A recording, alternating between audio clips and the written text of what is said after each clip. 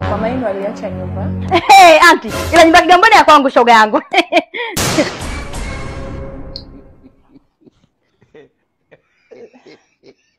Sasa mbona kumeanza kubadilika? Shida ni nini baba? Mimi huwa sipendi sana watu wenye tamaa.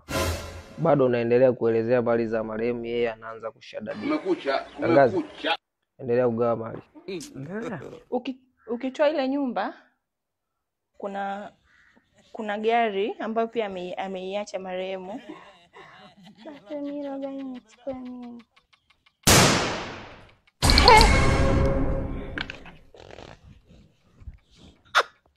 Na huyu naye amerudia niliotoa kwa. Shangazi, endelea.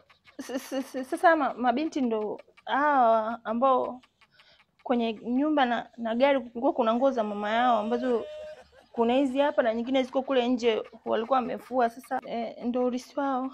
Mbona nimesikia fununu alikuwa anacheza vikoba? Bye. Bas. Sipendi sana unataja vitu vya ovyo, unaacha vitu vya msingi. Kidege,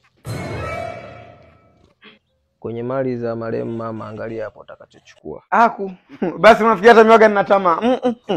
Kagauni ka mama aka kamoja katanitosha zangu akwendea kazini. Mademu wote watakuwa wananiangalia. Mimi aka kamoja ka. Nifiti kama hivi. Unajionaje? Ningekuwa na tumanyonyo hapa vipi? Mimi naenda. We.